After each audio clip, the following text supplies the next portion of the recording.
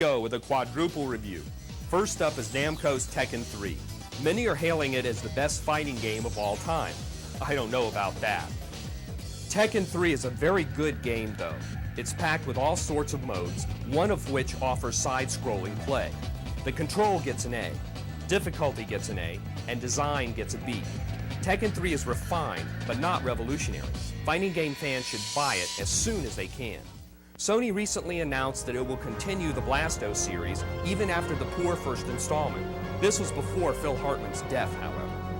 Hartman is the voice of Blasto, yet another wisecracking hero like Bubsy, Gex, Toomba, and Rincewind. Sweet. Blasto would be a decent, fun game, even with the simple gameplay, if it weren't for one thing: control. Blasto gets a nice fat E in this department. You will die countless times, missing a jump you swore you should have made. Blasto's difficulty level gets a B, and design gets a C. We need something more complex than merely looking for a ton of switches to flip.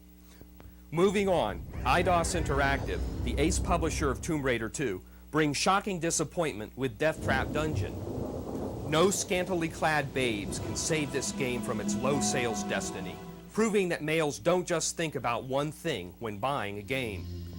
The game's ratings are the same as Blasto's, for a very good reason. The gameplay is the same, finding switches, and the control is just as bad or worse. What a shame. This game would be at least passable if it weren't for the impossible control. We do have one good point, believe it or not. The full motion video at the beginning of the game is fun to watch.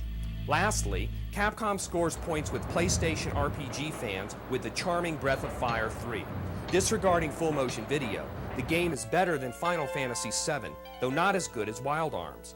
Breath of Fire 3 is very well designed, making use of any opportunity to increase interactivity. Early in the game, your dragon-like character is caught and transported via train. It may take a moment for you to realize that this is not part of the automatic cinema scenes. You can rock yourself free from the train. Funny how they didn't think to nail down the cage. Breath of Fire 3 is fun but not flawless. Even on the fastest setting, the dialogue is unbearably slow, and you can't skip dialogue. Also bad is the awkward diagonal control, especially when you're searching for hidden items. The game is bogged down with way too many enemy encounters. You can't take 10 steps without entering battle. These valid complaints are still not enough to keep the game from getting high ratings.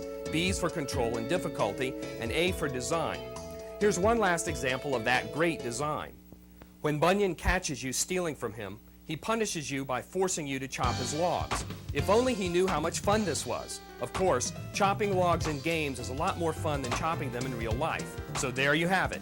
Breath of Fire 3 is something you can play until the cows come home.